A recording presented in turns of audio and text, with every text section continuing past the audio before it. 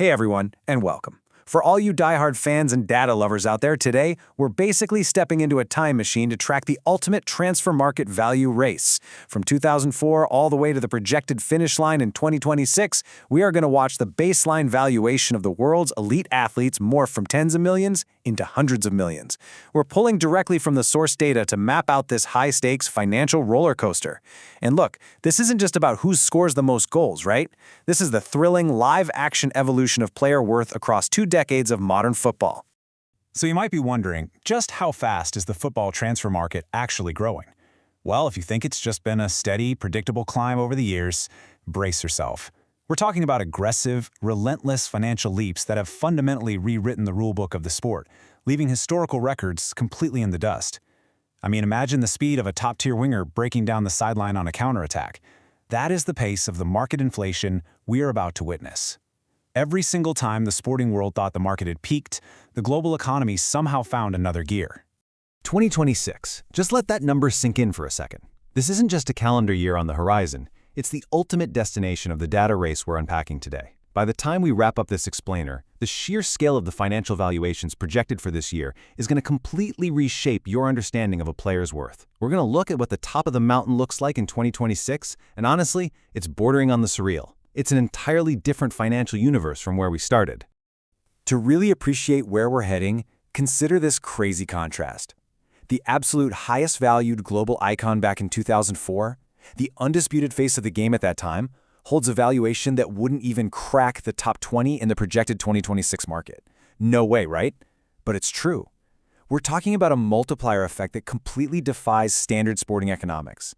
It's a transformation where the absolute peak financial ceiling of the sport 2 decades ago is now basically just the baseline entry fee to purchase a modern, promising superstar. Now, before the race officially kicks off, let's make sure we're on the same page about our core metric. What exactly is transfer market value? Well, it isn't just the actual final fee paid when a player moves clubs. Instead, it's the estimated real-time financial worth of a player's rights at any given moment. Driven by market inflation, player age, contract length, and on-pitch form, it's essentially a live stock price for a human being. We aren't just tracking completed business deals. We're tracking the dynamic, shifting baseline value of the world's greatest athletes. Section 1. The 2004 starting line. Establishing a baseline. Back at our 2004 starting line, we've got the undisputed kings of the sport, the absolute generational talents of their time. We're talking icons. Ronaldinho, Thierry Henry, and Ronaldo Nazario. They were pure magic on the pitch, but by today's standards, their leading valuations look incredibly modest, hovering right around that €50 million range. To put that in perspective, a blockbuster, record-breaking figure back then is an amount today's mid-table clubs routinely drop on completely unproven teenagers. The fuse was definitely lit, but the market was still grounded in a much more traditional sporting reality. As we move forward and map out 2008 through 2012, the pace is really set. You can see massive generational shifts happening right before our eyes as iconic new names arrive to claim those top spots. This is the era where Lionel Messi and Cristiano Ronaldo begin their absolute dominance, pushing market valuations upward year over year, crossing the 70, 80, and eventually that 90 million threshold. The market is growing right alongside the massive global popularity of the sport, but it's still operating within traditional boundaries. It's an evolution, but not quite a revolution yet. Section 2. Shifting market momentum. Off-pitch drivers taking control.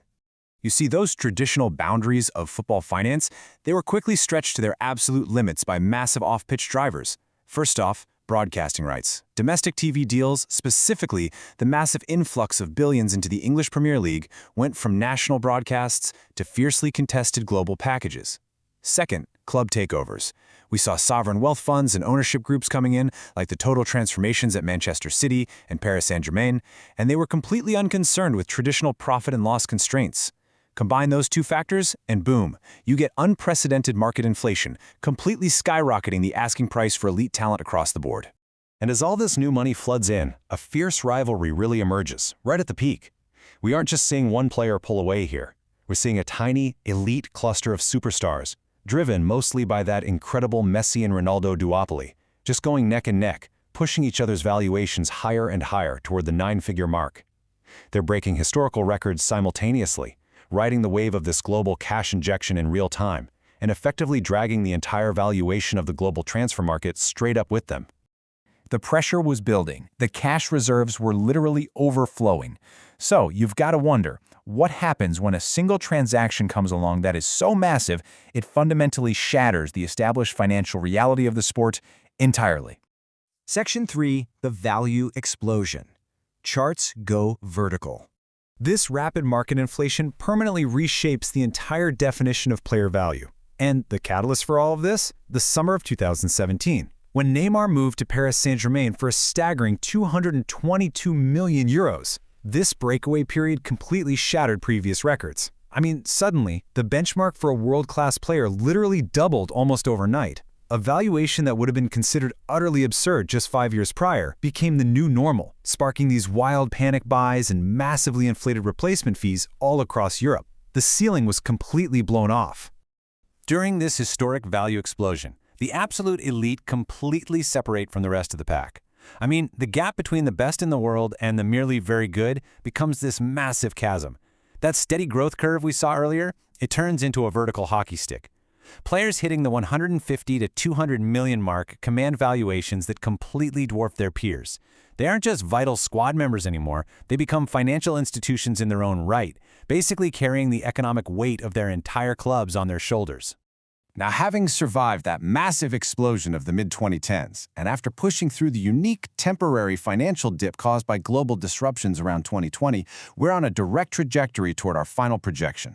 The market hasn't slowed down long-term, it's simply adapted to its new hyper-inflated reality. The billions are still flowing in from broadcast rights and global sponsorships, making this final sprint to the top tighter and far, far more expensive than any previous era. Section 4. Projecting the 2026 finish, the ultimate baseline. So we arrive at the projected elite of 2026. These are the athletes absolutely poised to win this long-term race. We're looking at the next generation defining the market. Kylian Mbappe, Erling Haaland, Jude Bellingham, and prodigies like Lamine Yamal. Their projected valuations represent the absolute culmination of everything we've talked about today. 200 million euros is no longer an anomaly, guys. It's just the starting point for this top tier. These top players aren't just athletes anymore. They are the ultimate apex assets of the global sports entertainment complex, with forecasted numbers crossing well into the 250 million range and beyond. Bringing it all full circle. When you compare our 2004 leader directly to our 2026 ultimate champion, it really cements this incredible evolutionary arc. A 50 million euro Ronaldinho compared to a projected 250 million euro superstar like Mbappe or Haaland. The raw footballing talent, the magic on the pitch, and the passion for the game, that all remains exactly the same across the eras. But the financial reality? It's entirely unrecognizable. We've moved from an era of pure footballing brilliance to brilliance scaled by unprecedented global hypercapitalism. And that massive leap, that is the true story of modern football.